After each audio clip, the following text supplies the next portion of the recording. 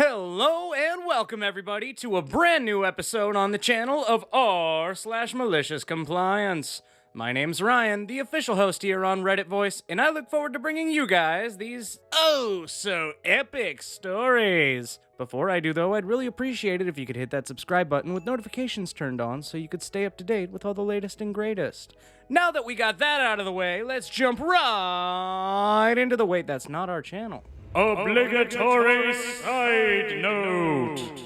This video is going to break from our typical multi-story format as it is one long story in particular. Today's story is coming at you from PackRat2488, 24 days ago, and it's called Try to Be Lazy and Get Me to Do Your Job, I'll Let You Fail. This happened 2 decades ago. Some background. My first job was at a fast food chain. I worked hard, impressed the store manager, and got myself promoted. At the time, I was still 17, so I was promoted to the team leader, with implication that I'd get promoted further when I was older. I was still in high school, so I worked that evening shift, which started at 4 and ended at 12. The evening manager was a good guy who also worked hard, and as a result had gotten promoted to a store manager position at a different location. Since they needed a manager, and I wasn't old enough yet, they hired a new manager who I'll call Karen. We all know where that's going.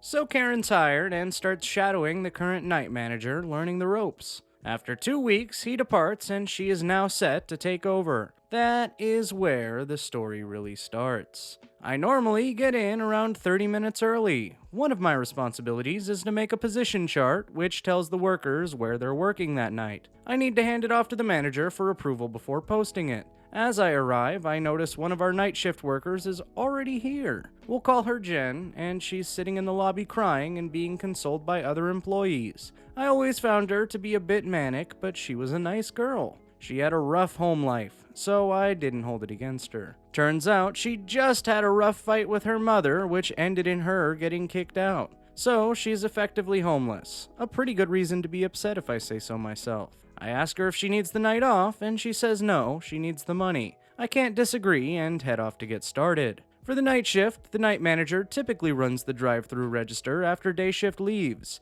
There's a few reasons for this. First, it means that the manager has control of the drawer and money for the entire night. This eliminates the possibility of employees having short drawers. Second, this also puts the manager as the person interacting with the customer. I lived in a college town, so drunken guys drive through all the time and just want to chat up the pretty face behind the register. Third, it gives the manager the least amount of responsibilities when it comes to cleanup. So, given what I now know, I make up a position chart and place Karen on the register and Jen on a fryer where she can get help if she can't focus. I walk to the office and hand off the chart to night manager and was surprised that he wasn't there. He's normally in at least an hour before the shift to make sure everything's ready. That's when I remembered this will be Karen's first night alone. I groan inwardly. This is gonna be a trial by fire kinda night. The day manager is there, but no sign of Karen. It's now 10 minutes to shift, and even day manager is wondering what's up. I fill day manager in about Jen, show her the chart, and ask if it looks good. She agrees, and I said I'll post it for now, and Karen can sign it when she gets in. I had just finished posting the position chart when Karen shows up looking frazzled. She heads for the office without a word to anyone. Meanwhile, people start getting into position and ready for the shift. A few minutes later, Karen walks up, pulls my position chart, and replaces it with a new one. Again, she walks off without a word. According to the new position chart, Jen is working the drive-thru and Karen is working nothing.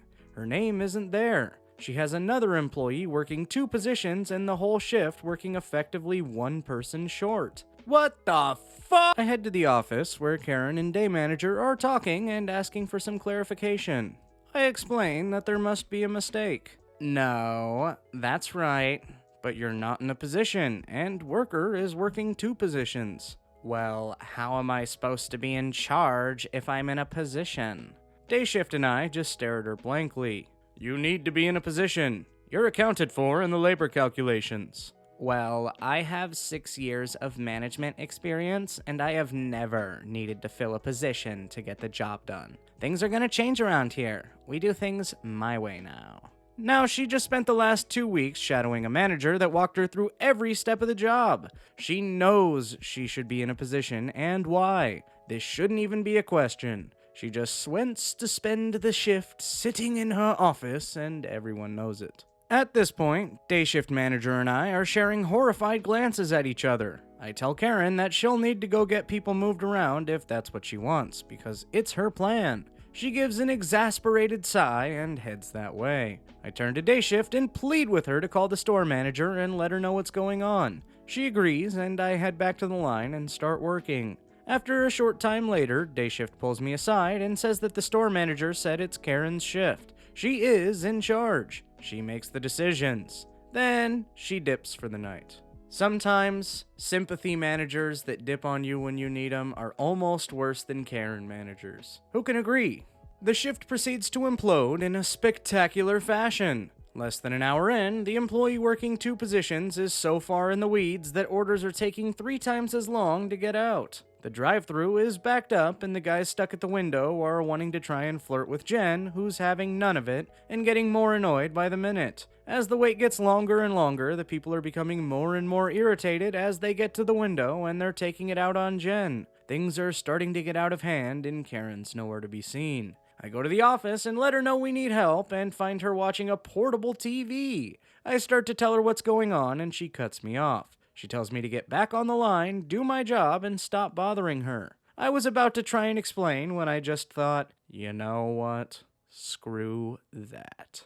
Cue malicious compliance. I turned, walked back to the line, and watched the situation unfold. 30 minutes later, a car at the window is giving Jen an earful about how long she's been waiting. She calls her worthless, and Jen goes off. She takes the large strawberry milkshake next to her, chucks it at the lady, calls her a fat, ugly The lady and the inside of her car are now covered in pink goo, and everything went so silent you could hear a pin drop.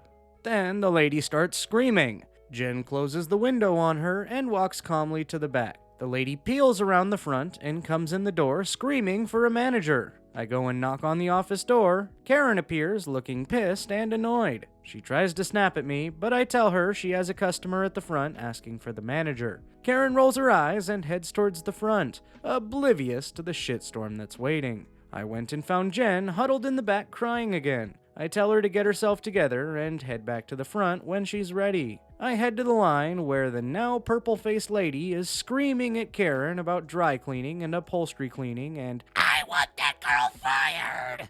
At this point, I can see that Karen's finally realized that things have gotten way out of control. She's trying to calm the lady down, but having none of it. Jen comes back to the line and the lady starts in on her again, calling her all kinds of nasty things. Karen just stood there and let the woman berate her. Jen just kinda deflated in front of us. Watching her crumble like that just broke something in me. I walked over to Jen and said, "Just quit. You're better than this job, and you can do better." She looked up at me for the moment, then smiled and lifted her chin, walked to Karen and said, "I quit," handed her name tag and walked right out. Karen started apologizing to the lady, who now seemed slightly mollified. Then, Karen started bad-mouthing Jen to her, saying how she was a terrible employee and how we're all happy she was gone. That's when I decided I was better than that job too. I looked at Karen and said, "The only terrible employee here is you," and I walked out. 2 other employees walked out right behind me. We all met with Jen in the parking lot and went to an IHOP where we sat and speculated on how Karen was getting along.